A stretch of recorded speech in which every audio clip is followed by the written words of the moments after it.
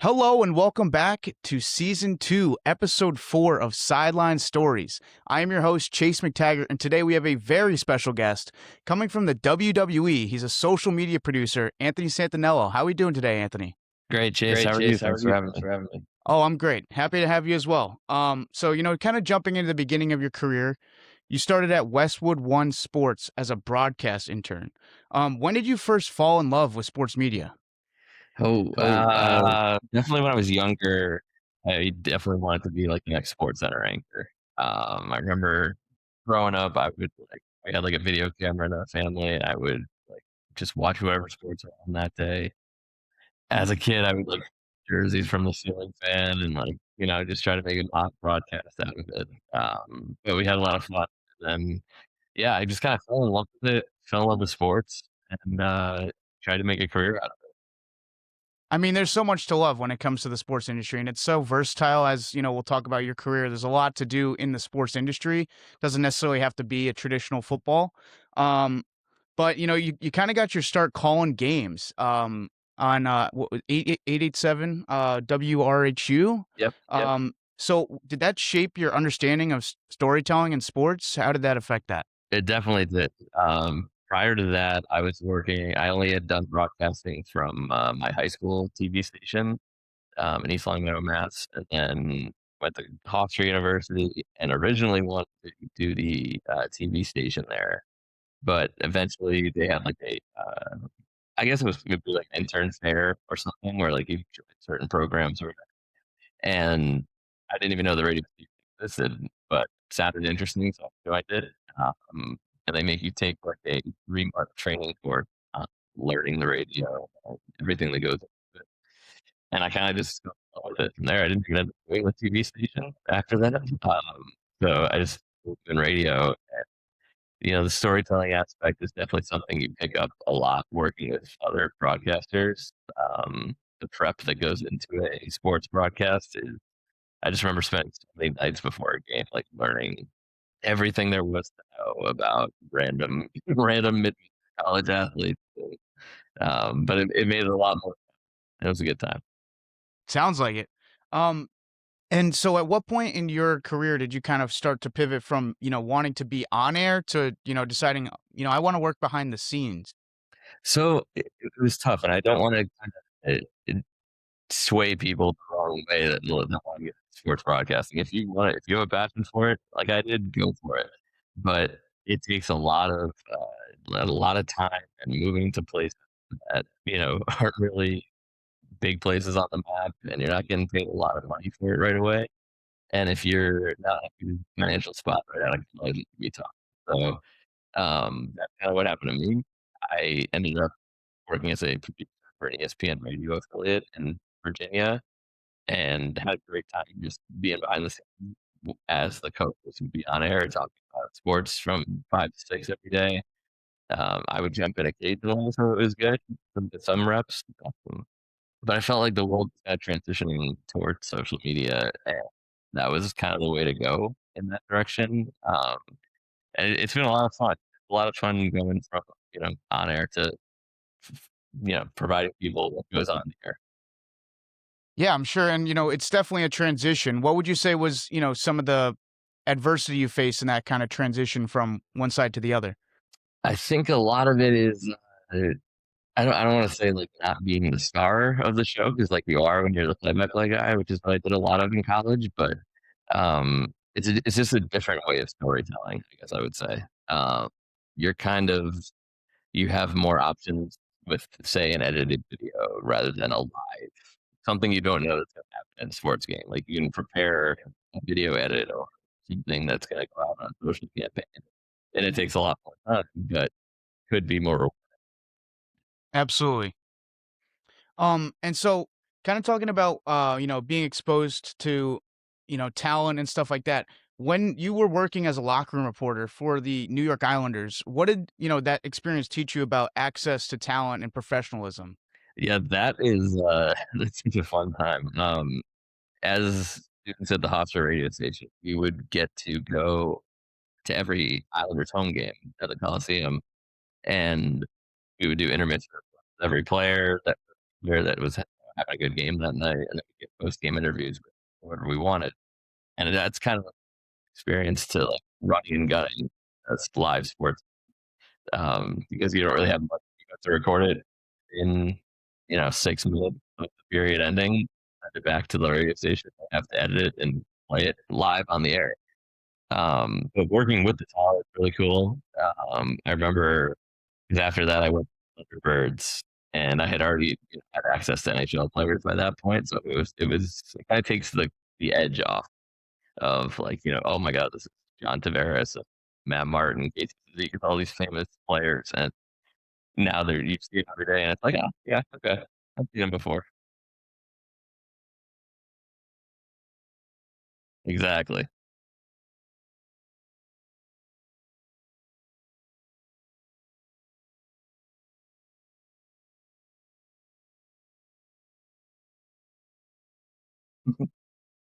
So, I interned in the Cape Cod Baseball League over a couple summers in college, and one of the guys that was a play-by-play guy for another team, his name was Mark Myers. He's from Virginia, went to Liberty University, and they're, like, 5 from the state that I ended up going to. So out of college, the producer of the station, sports side, he ended up getting a job in, I think, Atlanta is where he went, and he just have reached out and said, "Do they need someone to kinda take over my job? Would you be interested?" And I said, "Sure," and I was between jobs at that point, so, um, I just interviewed a couple times, moved as far down south as I had at that point. It was crazy. And what kind of a transition was that for you as far as, like, your lifestyle and, like, your schedule? I mean, Massachusetts, Virginia, they're kinda I've been to Virginia, it's very nice, I will say, but, definitely a very big switch up. For sure. Um, yeah, that was probably ironically the most normally timed job I would say I've had since I've been out of college. It would be like 9 to 5 pretty much every day, or 9 to 6, whatever the show ended, I forget what time it was. Um, but Monday to Friday, and then they would also simulcast, Salem Red Sox games, who are a single A affiliate of Boston Red Sox, and, so I would have to sit in the studio, like, 5 to 9 or whatever time the games would end, on some nights, and then kinda just go home. But it's definitely a lifestyle difference for sure. It was very, definitely a rural area, you'd say. And when you talk about the lengthy hours in sports, I mean, it's kind of a given, you work for the WWE now, but, regardless, working for the Thunderbirds, working for the Cape Cod Baseball League, the hours are gonna be, insane either way. How do you deal with that? Like, what does your work-life balance look like? And, how do you cope with it? It's definitely tough. My wife's just putting up with me with the WWE job, but, um, yeah, it's kind of like all day where I'm on the road, you know, it's all work, and, I try to make as much time as I can when I'm home to have that work-life balance, but it can get tough sometimes, especially social media for the WWE. It's difficult because you're kind of always on the clock, like, something could happen, and they wanna break the news immediately. Something could happen on a random Thursday that's technically my off day, and, you have to dedicate, like, 6 hours of your day to getting it right. So, it's tough, but you eventually have to take every moment and kind of appreciate when you do get the downtime. Absolutely. I think that's great advice. Yeah. And kinda talking about your role, for social media, what and, talking about your past as well, what would you say is harder, calling a game live or covering an event live on social media? Oh, I need to think it would be calling a game just because with WWE, we're blessed with so many people that are there to help out cover the event, so it's not like if I miss a live shot, for example, I know someone else probably is able to cover it and help out. Play-by-play, you kinda have to carry the load for the whole 2 hours of the game. Especially when, you're just constantly talking, you have to be in, like, a flow state of, "Here's number 6, I know his first and last name, I know how many Right, points right. per game he's averaging, da da da, this and that." I mean, it's a lot on your brain. I mean, the amount of I looked back kinda recently at, like, the charts I would make before every broadcast, and I was just like, "God," I remember, like, staying in on a Thursday night in college, like, looking up, like, like thousand basketball stats and certain what was a Friday night basketball broadcast and had to know every single player and how much they were averaging. It's crazy. It's wild. And so, kind of talking about the WWE now, how did that opportunity come about? So I was working I was at the Thunderbirds as like their social media assistant slash game day manager. And one of my best friends in college was working for WWE at the time. He got it through an internship originally, and then they hired him on a social team. And they were hiring more guys to travel on the road every week. So they were basically doubling their size. So they were looking for as many people as they could. And he reached out and said, "Do you have any interest in this?" And I said, "Yeah, definitely." Put my name in. I think I had like 6 interviews through the process, but eventually got it in February 2018, and I've been here ever since. That's awesome. It's a lot of who you know, right place, right time, but a lot of hours making it work too. So, what would you say was the biggest, driving factor or what separated you from the crowd in those 6 interviews? Was it the fact that you had the connection already, or was it how you interviewed, your experience? I think it definitely helped to have the foot in the door with my buddy that helped me get in there, but I think prior to that, just covering live sporting events with the Thunderbirds and with the Islanders, doing a live show where in Virginia, I was also doing their social media. They didn't really have much of a presence before. Social media wasn't really big like it is now, but I remember we had this campaign where was a Jets fan. And he couldn't take it anymore, and he wanted to pick a new team for the upcoming season. So he had to let fans pick the teams that he would give 16 or 18 and give his reasons why he would and wouldn't be a fan of them, and then fans would call in like for 10 minutes every show, and we'd like do a vote on it to advance to the next week. So that was a fun little thing we did on social media, and I think I helped me separate myself from the crowd. Yeah, that's a cool segment. Yeah, Um, yeah. and kind of continuing on the WWE. So, how does covering a live WWE event differ from, let's just say, like a live sporting event? I mean, there are things that are already scripted, but also there are things that just happen. Yeah, so a lot of it is in a gist of happen during the show. You can kind of see where the stories are progressing to with each character, and then a lot of it is going off of current social trends and trying to make it work within the realm of WWE. Like, I'll take our women's division as an example. It's like so many of them are love doing TikToks and any kind of social video. So a lot of it taking their on-screen character and kind of finding a niche on TikTok to where they can, fit it and get to the non-WWE, like the people that are scrolling TikTok, they see this trend. Oh, who's this? Let me click on their profile. You see, she's a wrestler. Oh, wow, okay. Dig more into that. And that's kind of just how it's grown over the years. I remember TikTok wasn't even really a thing when I started at WWE. We kind of had to slowly integrate into it, but it's become a great tool for us. Yeah, I see WWE on TikTok all the time. You guys definitely have a lot of exposure on the platform. Yeah, Um, yeah. and now talking about like your day to day, like you clock in at WWE headquarters in Stanford. What does it look like for you as far as from when you get in the building to when you leave? So I actually am on the road more than I'm in the office.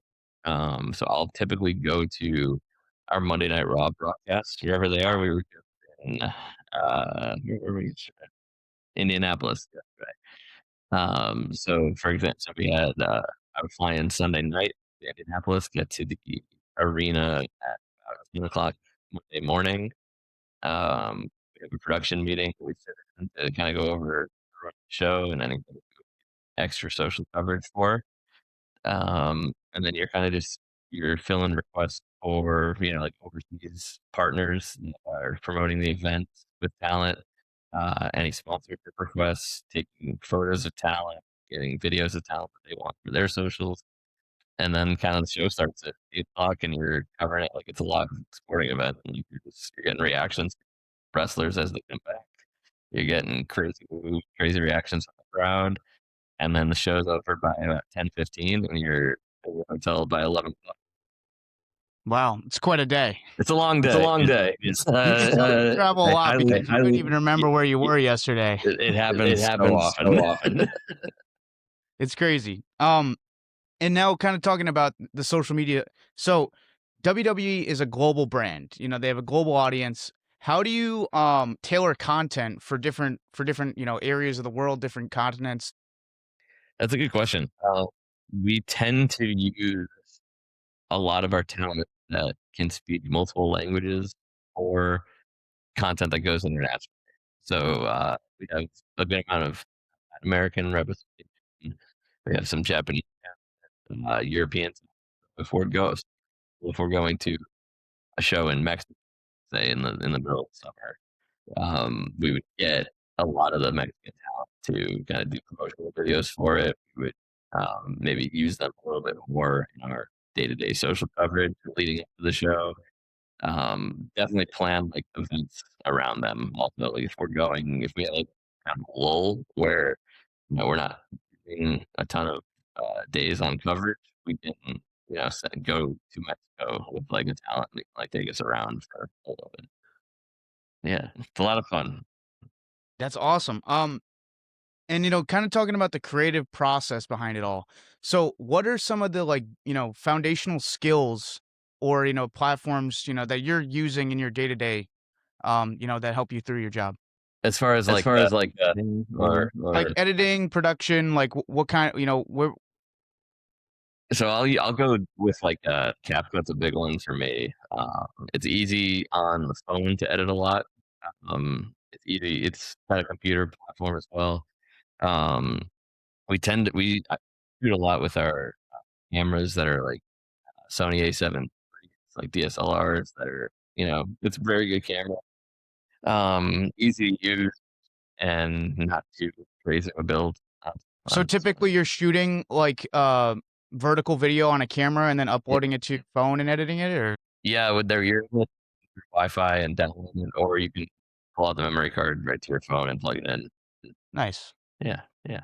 Um, and what's one behind the scenes reality of social media production that people don't see or don't understand? Ooh, um, I guess kind of. I mean, I don't want to say like polishing it, but like how many takes take possibly. I would say like especially TikTok. It's tougher to get someone to buy into TikTok. They think it's just oh, I'm just doing a silly dance or like something like that. But sometimes it takes a little time to get it to work, but you're able to work with a lot of good talent and there's so many good people at WWE that's so fun to work with and that make it so easy for us. That's awesome. Yeah, yeah. And now kind of talking about the, evolution of the industry. You've lived it yourself, witnessing the shift from radio to traditional media and now digital first content. How has the industry changed during your career and like where do you see things progressing? So I've kind of noticed how second screen viewing has been a really big thing. Like people will constantly be on their phones, myself included, or their laptop during a sporting event or like a TV show, and they're live tweeting or live reacting to something that's happening, and it's just so crazy that like, the world is that's kind of where it's driving towards right now. Especially in wrestling, there's a lot of streamers and people on Twitch that will kind of like split screen. It'll be the broadcast on the top and them reacting on the bottom. And I see it. I see that more than our own content on social media. Just how people are doing it. Yeah. Do you ever like you're the social media producer, but do you ever interact with influencers? Is that kind of out of your wheelhouse?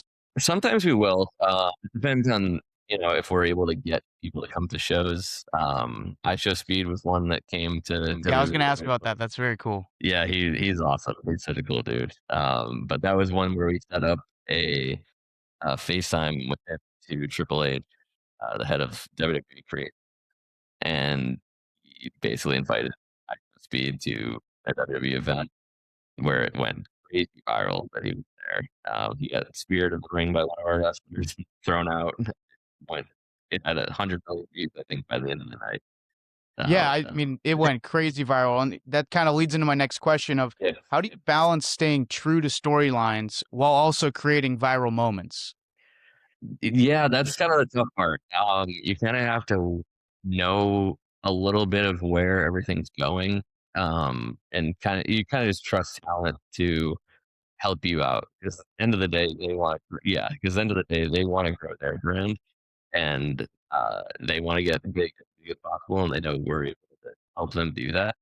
So I think if they can kind of work with us as we work with them, it does help out both sides for sure. I think a good would be like a Mysterio current, who is like obviously that's Rey Mysterio legend in wrestling, but kind of wasn't loved at first, and then kind of played into, well, you know what, if they don't like you, be a bad guy. And we've kind of helped him socially like turn into this megastar. Like, I think he has over 1.5 million followers on Instagram in less than 3 years.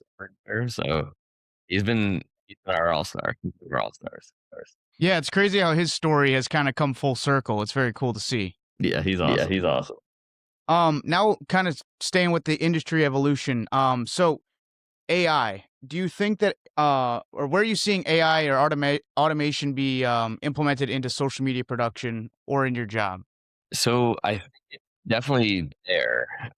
I wouldn't say it's as crazy as it was with like Hollywood and film industry at this point. Like I think people can definitely and have like doctored a lot of videos. Like I think X helps me a lot with with everyone replying at Grok is this real. That helps me a lot. But I'm a little older on this, so I have to double check things. But I think for the most part, I would say it's helpful though. Like I think people use ChatGPT to like come up with some generated images that can get stuff done quick. Graphics, I'm sure, in that department too. As far as like shooting stuff and planning out a production, I don't think quite there yet, but it's definitely trending. And it's interesting to see, and, this is kind of a common theme among the people I've asked is like, ultimately AI seems like it's a tool and it's not necessarily something that will just I I don't believe in the like it's taking everybody's jobs. Like obviously things will change. The industry will be, it won't look exactly the same, but overall I think, it's really just a tool to help people be more creative. Yeah, It's just about how you use it effectively. yeah, and I think the main thing that people not to get on a soapbox, I think the main reason you should be using is to kind of just like take something that would take you an hour and make it take 5 minutes. That's kind of just simplify it. Um so now transitioning into, some advice and like reflecting on your career. So, for students who want to work in sports or entertainment, what is your biggest piece of advice? I think you have to, if you think you're dedicating a lot of time to it, you're going to be dedicating about twice as much time as you think you are. Um, everything has a reason, and I think it works out for a reason. So I think if you're able to really commit to something and dedicate as much time as you possibly can and effort, and if you're really passionate about it, go for it. Don't let anyone tell you you can't do it. 'Cause there's so many people. I think it's going off of that. I think Speed is the perfect example of that. Like he doesn't really do anything that's outlandish. He's just a crazy athlete. But people pay so much to watch him and see him live. It's crazy what he's doing. Some other people that are just really passionate about what they do. So just dedicate the time and don't let anyone tell you otherwise. I think that's great advice. And it really rings true, especially like, I've learned firsthand, like at the end of the day, it is a meritocracy. Like you're gonna have to work really hard, but it'll be worth it in the end. And the further you go up, like you'll reap the benefits of what you sow. 100%. And kind of reflecting on your career. So looking back on your career, from a play-by-play broadcaster to now the WWE social media producer, what are you most proud of? Like, what really sticks out to you? Whew, there's a lot. I've had college. I broadcasted a basketball game at the Madison Square Garden. Um, when I was doing stuff with the Islanders, I reported from TV Garden, all these other crazy famous venues. Um, Worked WrestleMania, every kind of WWE possible. I think it's kind of a whole personal thing, though. I think it's like I'm a very shy by nature, and I think since working with WWE and really getting to know these people that are large like figures, I've kind of come out of myself a little bit and, able to not be so introverted and able to, talk with them and make good content and, really become more of an extrovert personally. So I think that's something that I'm personally proud of. And yeah, I mean, everything else is awesome though. No complaints at all. Glad to hear, and that's really cool, all the things that you've achieved. So now, kind of finishing up, like, what are you looking forward to in the next, year, couple years? Like, are there still goals that you have to achieve, like things you're looking forward to, things you have in mind? There definitely is. We got WrestleMania 42 coming up in a month here in Las Vegas. So that'll be a good one, and then we go to Italy kind of after that. So that'll be another fun trip. Um, but it's kind of just you kind of just keep making WWE as big as you can. And I know I'm not a huge cog in the wheel, but it definitely is cool to have been here. I think we started when I started, we had 15 million Instagram followers, and now I think we're at least 35 million last time I checked. So it's doubled, and it's been an amazing ride to see. And the fans are having a lot of selling out everywhere. It's an awesome time. Sounds like it. And well, Anthony, that's all I have. Really appreciate you coming on. Really appreciate you answering all these questions. Thank you for your time. It's been a great conversation. Lots to take away from today. No, thank you, No, Chase. thank you, It's been Chase. great. It's been great.